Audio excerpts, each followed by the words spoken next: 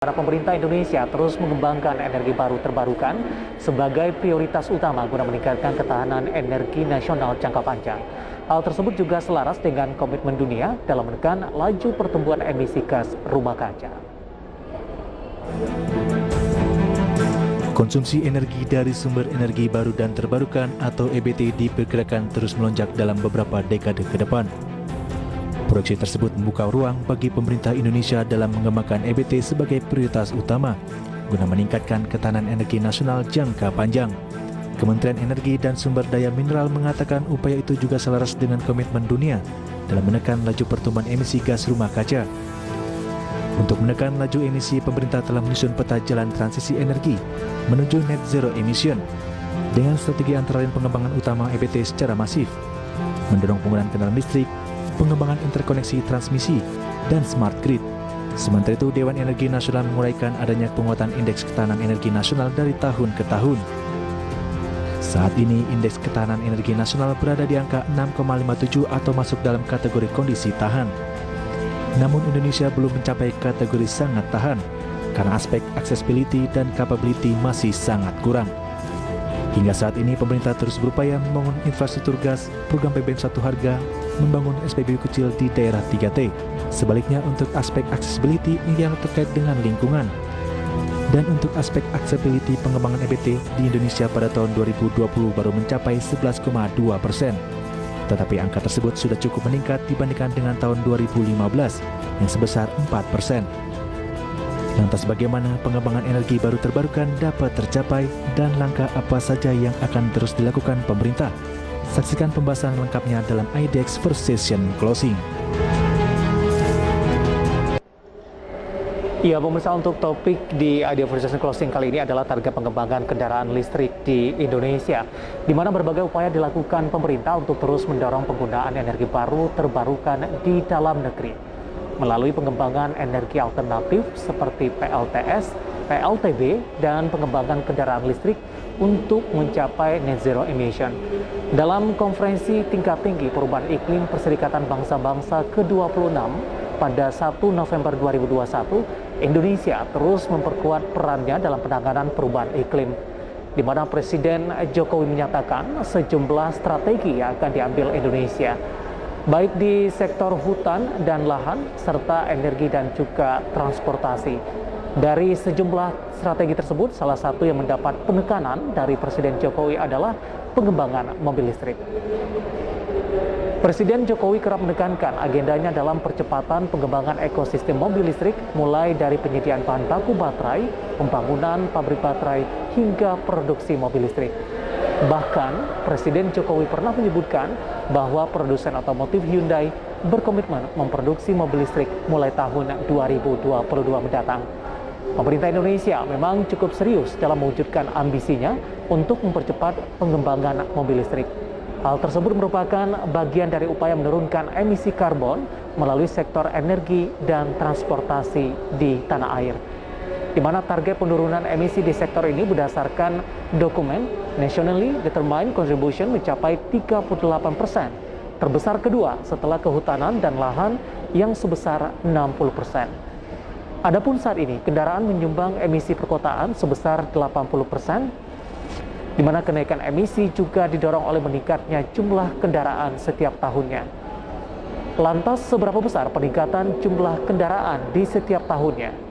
Dan berikut informasi selengkapnya dalam grafis berikut ini, dapat Anda saksikan juga di layar televisi Anda.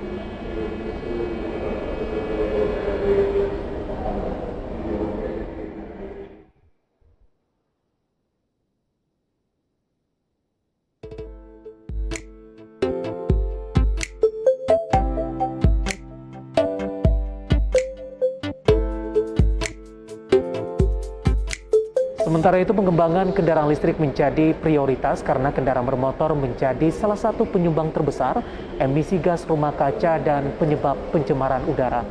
Mayoritas polusi udara di perkotaan berasal dari penggunaan bahan bakar minyak beroktan rendah. Dengan kendaraan listrik, baik mobil maupun sepeda motor, pemerintah berharap bisa menurunkan emisi sekaligus mengurangi polusi udara dari sektor transportasi. Percepatan kendaraan listrik dipicu oleh komitmen Indonesia untuk memenuhi perjanjian Paris terkait pengurangan emisi CO2 dari sektor transportasi. Berdasarkan data Kementerian Energi dan Sumber Daya Mineral, mobil listrik murni atau EV menghasilkan 0 gram per kilometer emisi CO2, di mana angka ini jauh berbeda dengan mobil konvensional berbahan bakar bensin yang menyumbang 125 gram per kilometer emisi CO2. Sementara itu, mobil berbahan bakar fosil menghasilkan 4,1 ton emisi CO2 per 19.000 km. Dengan beralih ke mobil listrik, emisi CO2 dari sektor transportasi akan turun menjadi 1,3 ton emisi CO2 yang bersumber dari pembangkit listrik dari batu bara. Dikarenakan tujuan pengembangan mobil listrik untuk mengurangi emisi, maka pasokan listriknya pun harus berasal dari energi bersih. Untuk itu, pengembangan mobil listrik di tanah air akan diiringi dengan pembentukan tata kelola listrik yang berkelanjutan. Untuk mewujudkan pengembangan kendaraan listrik di tanah air, Kementerian Energi dan Sumber Daya menyiapkan peta jalan program kendaraan bermotor listrik berbasis baterai atau KBLBB. Peta jalan ini ditujukan untuk meningkatkan ketahanan energi nasional dengan mengurangi ketergantungan impor BBM. Melalui peta jalan KBLBB diproyeksikan pengurangan konsumsi bahan bakar mencapai 0,44 juta kiloliter pada 2021 dan terus bertambah sampai 6,03 juta kiloliter pada tahun 2030. Pemerintah juga menargetkan adopsi kendaraan listrik di tanah air mencapai 2.200 unit mobil listrik dan 2,1 juta unit mobil listrik pada 2025 mendatang. Namun pengembangan mobil listrik masih memiliki beberapa tantangan. Dan lantas, apa sajakah itu? Kita simak selengkapnya dalam tayangan berikut ini.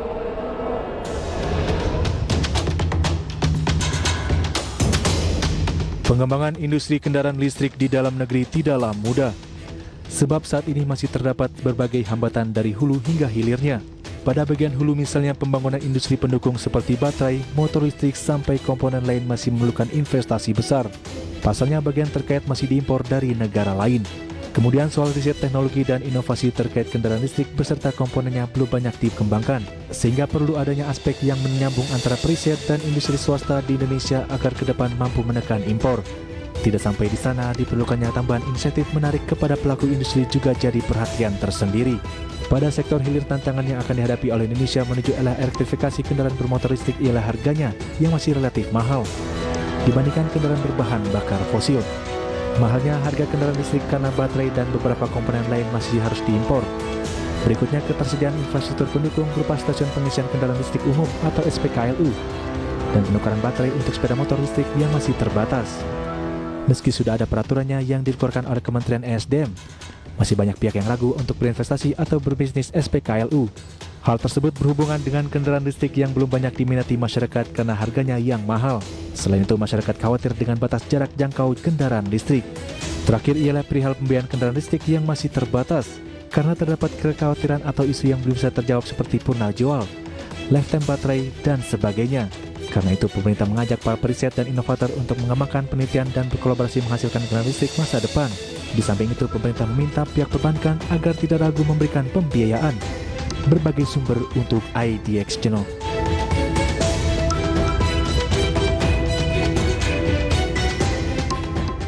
Ya, pemirsa, untuk memenuhi kebutuhan pengisian daya baterai listrik ditargetkan pembangunan SPKLU pada 2021 mencapai sejumlah 527 dan naik menjadi 31.859 unit pada tahun 2030 mendatang.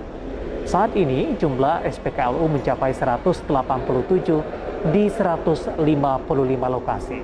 Adapun untuk stasiun penukaran baterai kendaraan listrik umum atau SPBKLU ditargetkan 3.000 unit pada 2021 dan jumlah ini naik menjadi 67.000 pada 2030. Dalam roadmap ini juga ditetapkan sebaran lokasi SPKLU untuk memudahkan akses pengisian daya. Antara lain berada di SPBU dan juga SPBG, perkantoran, pusat perbelanjaan, area parkir, apartemen, dan juga pool taksi. Komitmen penggunaan KBLBB pun dibuat untuk jangka waktu 5 tahun selama 2021 hingga 2025 mendatang. Dibagi untuk kementerian, lembaga, pemerintah daerah, BUMN, dan juga swasta. Selain itu, harga yang murah menjadi kunci pengembangan mobil listrik. Jika tujuannya untuk menghemat bahan bakar minyak, tapi penyerapan mobil listrik hanya 10-20 ribu setahun akibat harga yang mahal, upaya tersebut dinilai menjadi tidak efektif. Adapun harga mobil listrik paling murah saat ini mencapai 480 juta rupiah. Kemudian, inti dari industri kendaraan listrik adalah mesin, baterai, dan juga power converter. Sebesar 40-50% dari harga jual mobil listrik tersebut berasal dari baterai. Namun demikian, pemerintah Indonesia mampu menurunkan harga mobil listrik selama 1 dekade terakhir, di mana dalam kurun waktu tersebut, pemerintah telah menurunkan 89% harga dengan penyesuaian harga baterai. Hal ini sejalan dengan harga baterai di internasional yang juga semakin murah. Lantas, langkah apa yang harus dilakukan pemerintah? Kita simak informasi selengkapnya dalam tayangan berikut ini.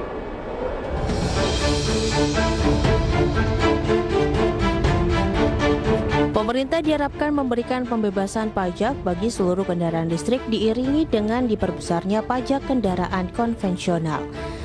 Selain itu, kendaraan konvensional juga dibebani pajak karbon yang bertambah 10 hingga 245 dolar Amerika per ton CO2 dari 2021 hingga 2050. Dekarbonisasi atau upaya penurunan emisi pada jaringan listrik jadi kunci pengurangan emisi pada kendaraan listrik. Pengurangan emisi gas rumah kaca atau GRK bisa tercapai apabila Indonesia berhenti menggunakan PLTU batubara. Dengan menghentikan penggunaan batubara dalam bauran energi bisa menurunkan emisi 45% lebih banyak dari target. GRK bisa berkurang 50 juta ton pada 2050. Pemerintah perlu menghentikan pembangunan PLTU setelah 2028 dengan masa operasional dibatasi hanya 20 tahun. Dengan strategi ini, pengurangan emisi pada 2050 bisa bertambah menjadi 70 juta ton. Adapun hingga saat ini, pemerintah mendorong sektor pertambangan mineral dan batu bara atau minerba untuk tidak menjual barang mentah saja, namun sudah diolah menjadi barang setengah jadi ataupun barang jadi melalui peningkatan nilai tambah atau hilirisasi. Hal tersebut akan mendorong pembuatan baterai untuk kendaraan listrik. Sampai dengan 2024, pemerintah menargetkan akan ada 53 fasilitas pengolahan dan pemurnian hasil tambang atau smelter beroperasi, terdiri dari 4 smelter tembaga, 30 smelter nikel, 11 smelter bauksit, 4 smelter besi, 2 smelter mangan, dan 2 smelter timbal dan seng.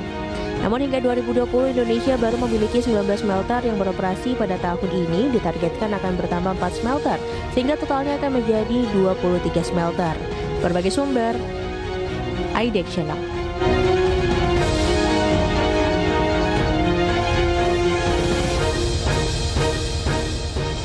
Ya, pemirsa, tak bisa dipungkiri berbagai manfaat bisa diperoleh oleh Indonesia jika sektor transportasi dapat beralih ke tenaga listrik.